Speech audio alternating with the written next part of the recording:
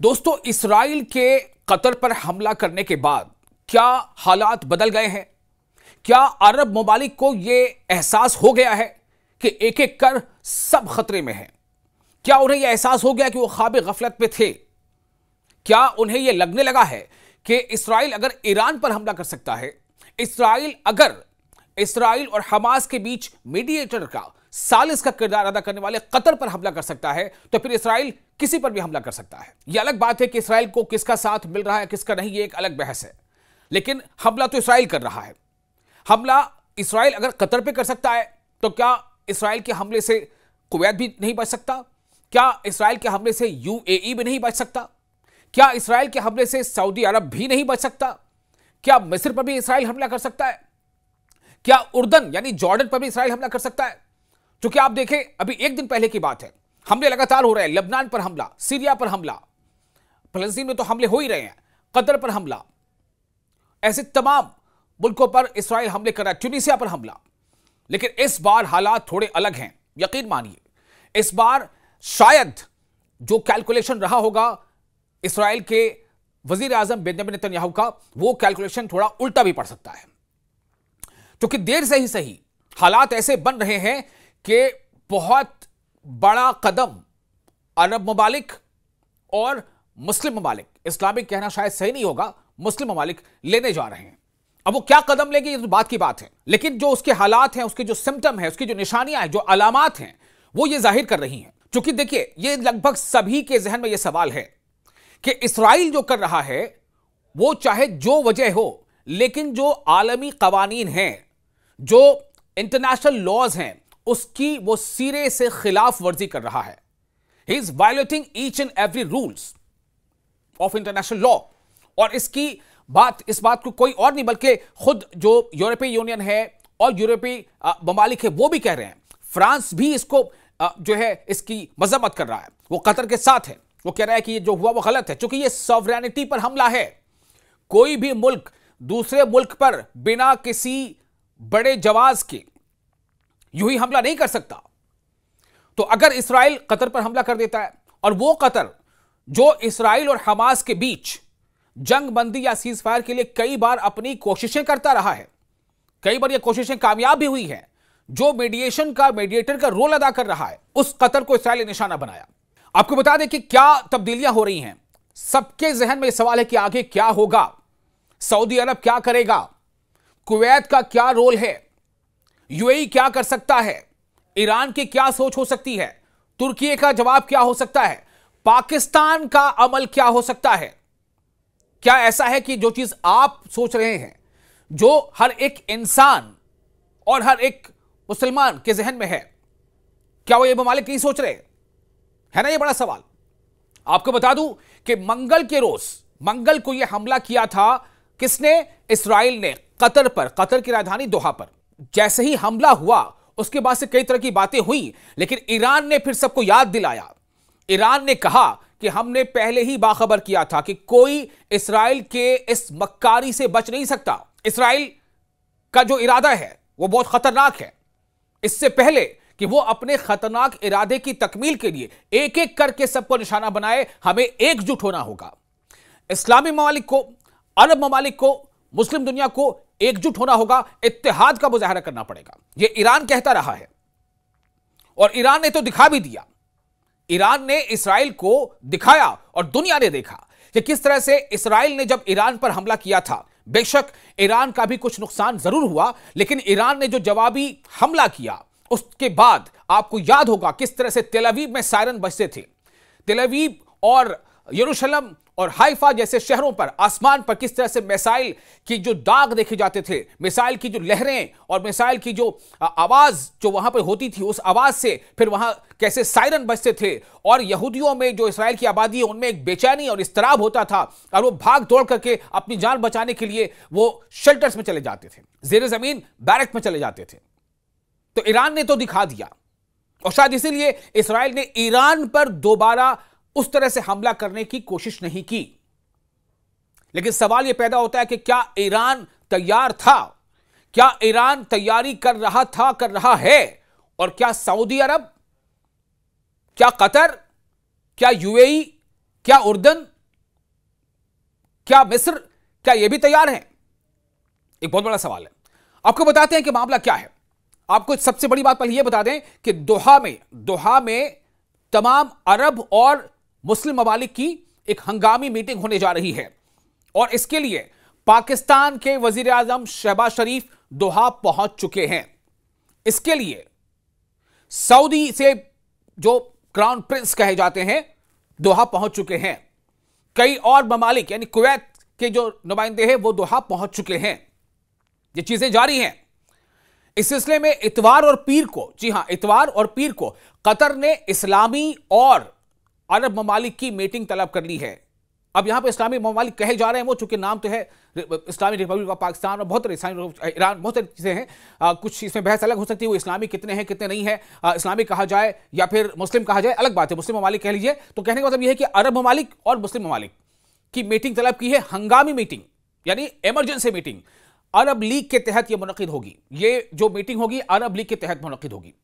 सबसे बड़ा सवाल यहां पर यही है कि आप मीटिंगें कर लें, आप मुलाकात कर लें, आप कुछ भी कर लें, आप इस्राएल को सबक सिखाने के लिए इकदाम क्या करने जा रहे हैं, कदम क्या उठाने जा रहे हैं? क्या आपको नहीं पता था कि हर रोज किस तरह से फिलिस्तीन में, गजा में हर रोज 50, 60, 70, 10, 20, 25 मारे जा रहे हैं मुसलमान, गजा के शहरी मारे जा रहे हैं?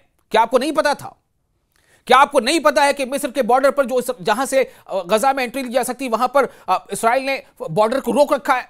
हजारों ट्रक वहां पर इमदादी सामान के साथ खड़े हैं, फंसे हुए हैं। उनमें खाने पीने की अशिया हैं, उनमें अद्वियात हैं, उनमें टेंट है, उनमें दीगर जरूरी चीजें हैं। क्या आपको नहीं पता है? तब आप क्यों नहीं हंगामी इजलास बुला रहे थे? ये लोग सवाल पूछ रहे हैं कि तब क्यों आप हंगामी इजलास नहीं बुला रहे थे? तब तो आपने यह भी किया था कि बड़े बड़े मुल्कों के बड़े बड़े जो बड़े सो कॉल्ड बड़े जो लीडरान हैं उनको आपने तोहफे में जाने क्या क्या दे दिया, सोने का, जी हां बिल्कुल आपको पता है, सोने का तैयारा दे दिया, बहुत सारी चीजें हुई। तब आप नींद से क्यों नहीं जागे थे? बहरहाल आपको यह बता देते हैं कि कतर के वजीर आजम मोहम्मद बिन अब्दुर्रहमान बिन जासिम अस्सानी ने कहा है कि इस्राएल की जारहियत का जवाब देने के लिए रीजनल लेवल पर, इलाकाई सतह पर, जो मिड ईस्ट है, इलाकाई सतह पर मजमूई रद्द-ए-अमल, ज्वाइंट रिएक्शन जरूरी है। अब इनको एहसास हुआ है क्योंकि बात इन तक आ पहुंची। उन्होंने इंतबाह दिया है। किसने? कतर के वज़ीर आज़म ने इंतबाह यानी वार्निंग दी है कि पूरा खलीजी खित्ता, पूरा खाड़ी जो एरिया है, बल्कि तमाम अरब ममालिक खतरे में है। इस्राएल की मनमानी कार्रवाइयों से अरबों के लिए नाकाबिले बयान खतरा पैदा हो गया है। अब इनको लग रहा है, बहरहाल इन्होंने कहा, महसूस कर लिया, खित्ते में अमन के इम्कानात खत्म हो रहे हैं। यह अब कतर के वज़ीर आज़म कह रहे हैं और यही बात ईरान इब्तदा से ही कहता आ रहा है। लेकिन तब शायद यह लगा था ये तो ईरान के साथ नबरद आजमा हुए हैं, तब शायद यह लगा था कि ईरान निमटे जैसे निमटना है इस्राएल से, तब शायद यह लगा था। हालांकि ऐसा नहीं है। उस दौर में भी कई दौर की बातें हुई हैं और किस किस सतह पर मीटिंगें हुई या एक दूसरे को किस तरह से मदद पहुंचाई जा सकती है, वो मदद पहुंचाई गई। कई ममालिक ने, जो अरब ममालिक से कई ने खुले तौर पर यह कह दिया कि हम अपनी फजाई हुदूद ईरान पर हमले के लिए इस्तेमाल किसी को भी करने नहीं देंगे, यह भी कह दिया। लेकिन कुछ लोगों ने तब भी इजाजत दी थी। उर्दन, याद होगा, जॉर्डन, बगैर जॉर्डन के फजाई हुदूद को लांघते हुए इस तरफ हमला करना इसराइल के लिए मुमकिन नहीं है। बहरहाल बहुत सारी चीजें हुई हैं। कुछ सबक तो तब शायद सीखा था, शायद, लेकिन अब एक ऐसा मौका है जो अरब ममालिक को या ये मुस्लिम देशों को सर जोड़कर सोचने पर इसने मजबूर कर दिया है। और क्यों ना मजबूर करे? वो अमेरिका जो ये कह रहा है कि मुझे पहले से पता नहीं था, यानी कि इसराइल की कतर पर हमले में मेरी रजामंदी नहीं है। फिर अमेरिका का ये कहना आता है कि हमने जब पता चला तो हमने फौरन जो है डोनाल्ड ट्रंप से बात सामने आई कि अपने जो खुसूसी एलची हैं स्टीव विटकॉफ, उनको यह कहा कि कतर को बाखबर किया जाए, लेकिन तब तो देर हो चुकी थी। कतर ने इसको डिनाई किया और कतर ने यह भी कहा है कि चूंकि हमारी पार्टनरशिप है, स्ट्रैटेजिक और शराकतदारी है सिक्योरिटी को लेकर के अमेरिका के साथ, उसके बावजूद कतर पर इसराइल हमला करता है। इसका मतलब है कि कतर के लिए अमेरिका अब उतना भरोसेमंद शायद नहीं रहा। मैं फिर एक बार आपको बता दूं कि कतर में अमेरिका का पूरे मिड ईस्ट में सबसे बड़ा अमेरिकी बेस कहां पर है? कतर में है। अमेरिकी फौजी बेस, फौजी अड्डा कतर में है। तब भी कतर महफूज नहीं रह सका। कतर पर इसराइल ने हमला कर दिया। तो कतर अब यह कह रहा है कि हमें फिर से इस पर गौर करना पड़ेगा कि हम अपने इस शराकतदारी को आगे निभाएं या ना निभाएं। यानी अब उन्होंने शायद होश के नाखून ले लिए हैं, लेकिन क्या सवाल यह पैदा होता है कि बहुत देर हो चुकी है? क्या बहुत देर हो चुकी है? लेकिन फिर भी कहते हैं ना, अंग्रेजी का मकूला है, it's better late than never. कभी ना करने से तो देर से करना बेहतर है। तो अगर देर आयद दुरुस्त आयद मान ले, तो आपको बता दें कि कतरी वजीर आजम ने अमेरिकी मीडिया नेटवर्क CNN को दिए गए इंटरव्यू में कहा, यानी कि और भी कई इंटरव्यू उन्होंने कई इंटरव्यू दिए, चूंकि हमले के बाद जाहिर सी बात है कि उनका रिएक्शन लिया जा रहा था। कतर के वजीर आजम ने कहा है कि हम उम्मीद कर रहे हैं कि इलाकाई रद्द अमल होगा, रीजनल रिएक्शन होगा, यानी कि यह एहसास हो रहा है कि हमें एकजुट होना चाहिए, इलाकाई, अकेले नहीं कि हम ये कर देंगे हम वो कर देंगे, नहीं, मिलकर। क्या कहा उन्होंने? कतर के वज़ीर आज़म ने कि इलाकाई रद्द अमल होगा और इसराइल की इस तरह की गुंडागर्दी पर जवाब दिया जाएगा। कतर के वज़ीर आज़म ने कहा कि इसराइली वज़ीर आज़म नेतन्याहू पर इल्जाम लगाया उन्होंने कि वो पूरे इलाके को अनारकी की तरफ धकेल रहे हैं। कतर ने साफ तौर पर अरब ममालिक से इसराइल के खिलाफ मुत्तहिद होने की अपील की है। यानी जो अपील ईरान कहीं ना कहीं पहले से कर रहा था, उस अपील पर तब इन लोगों ने कान उस तरह से नहीं धरा जितना कि धरना चाहिए। इन्हें लग रहा था भाई हमें कौन कुछ कर सकता है। इसराइल की इतनी हिम्मत कहां से कि कतर पर हमला कर दे, इसराइल की इतनी हिम्मत कहां से कि किसी और पर हमला कर दे। एक दिन पहले यानी कि कतर पर हमला करने के दूसरे ही दिन इसराइल ने लेबनान पर हमला किया, इसराइल ने सीरिया पर हमला किया, इसराइल ने फिलिस्तीन पर हमला किया, इसराइल ने ट्यूनीशिया पर हमला किया। ये तो हमले हो ही रहे हैं। अरब लीडरान दोहा में यकजा हो रहे हैं। जी हां, ये बात जो अब हो रही है वो आपको बता रहा हूं। अरब लीडरान जो है वो दोहा क्या है? कतर की राजधानी दोहा में यकजा हो रहे हैं। मुत्तहिदा अरब अमारात यानी UAE, यूनाइटेड अरब एमिरेट्स। कितना अच्छा लगता है ना सुनकर के। जी हां बिल्कुल। तो UAE के सदर शेख मोहम्मद बिन जायद अल नहयान ने हमले को मुजरिमाना अमल करार दिया है। क्या अब यह मुजरिमाना अमल है? और जो फिलिस्तीन गजा में हर रोज 10, 20, 50 लोग मारे जा रहे हैं वो मुजरिमाना अमल नहीं है? अब तक 70,000 से ज्यादा लोग मारे गए, क्या वो मुजरिमाना अमल नहीं है? सवाल तो बनता है ना। बहरहाल फिर भी आपको बताते चले कि मुत्तहिदा अरब अमारात यानी UAE के सदर शेख मोहम्मद बिन जायद अल नहयान ने हमले को मुजरिमाना अमल करार दिया है और इलाकाई इस्तेहकाम, रीजनल स्टेबिलिटी के लिए खतरा बताया है। उन्होंने कतर के अमीर से दोहा में मुलाकात की। किसने? UAE के वजीर आजम ने कतर के अमीर से दोहा में मुलाकात की और गुफ्तगू के दौरान कहा कि यह कतर की खुद मुख्तारी यानी संप्रभुता, सॉवरेनिटी की खिलाफ वर्जी है। हम ये कतई बर्दाश्त नहीं करेंगे। दुनिया तो पहले से चाह रही थी कि आप ये बात पहले से कहें कि हम बर्दाश्त नहीं करेंगे, आप ये कहें कि हम बर्दाश्त नहीं करेंगे। आपने देर तो नहीं कर दी। फिर वही कहूंगा, देर आयत दुरुस्त आयत। UAE, United Arab Emirates, UAE के अलावा कुवैत और जॉर्डन, उर्दन जिसको उर्दन भी कहा जाता है, कुवैत और जॉर्डन के क्राउन प्रिंस, नाम देखिए क्राउन प्रिंस, जो इन्हें जिस लक़ब से पुकारा जाता है आज के दौर में, ये प्रिंस कहे जाते हैं, ये क्राउन प्रिंस हैं। तो ये UAE के अलावा कुवैत और जॉर्डन के क्राउन प्रिंस भी दोहा पहुंचे। इन दोनों शख्सियात ने भी खुलकर इसराइल की मजम्मत की और इस हमले को कतर की खुद मुख्तारी, कतर की सॉवरेनिटी की खिलाफ वर्जी करार दिया। मुतालबा किया कि इस मामले में नेतन्याहू को बिल्कुल भी बख्शा ना जाए, बल्कि इन्हें सबक सिखाया जाए। कैसे सबक सिखाएंगे आप? आपने उसकी तैयारी की है? कैसे सबक सिखाएंगे? ज़बानी तीर। लोग सवाल पूछते हैं, हमारे वीडियो में कई लोग कमेंट्स करते हैं, दूसरे के सवाल पूछते हैं, तो कभी कभी मैं उनकी बातें सामने रख देता हूं। मैं चाहता हूं कि आप ये वीडियो अगर देखते हैं तो उस पर अपनी राय जरूर दें। आप कमेंट बॉक्स में अपनी राय दें, आप लिखें, आप बताएं कि आप क्या सोच रहे हैं। पाकिस्तानी वजीर आजम शहबाज शरीफ भी दोहा पहुंच गए हैं। जी हां, पाकिस्तान के वजीर आजम शहबाज शरीफ भी दोहा पहुंच गए। कतर की राजधानी दोहा, मैंने आपको पहले बताया कि कतर इसे अरब लीग के बैनर के तहत कतर दोहा में एक हंगामी इजलास जो है कन्वीन कर रहा है। एक हंगामी मीटिंग यानी इमरजेंसी मीटिंग बुलाई गई है, जो इतवार और पीर को मीटिंग होगी और इसके लिए अलग अलग मुल्कों के सरबराह, जो उनके उस मुल्कों के जो लीडर है वो पहुंचना शुरू हो चुके हैं। तो शहबाज शरीफ भी पाकिस्तान से दोहा पहुंच चुके हैं, जो पाकिस्तान के वजीर आजम हैं। सऊदी अरब के वली अहद मोहम्मद बिन सलमान जुमेरात के शब दोहा पहुंच चुके हैं।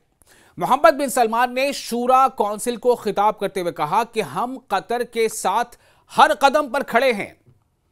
जी हां, यह कहा है उन्होंने, खड़े हैं, ठीक है, आगे क्या करेंगे? सवाल तो यह है, आप क्या करने जा रहे हैं, आप क्या कर सकते हैं, इस पर बात होगी।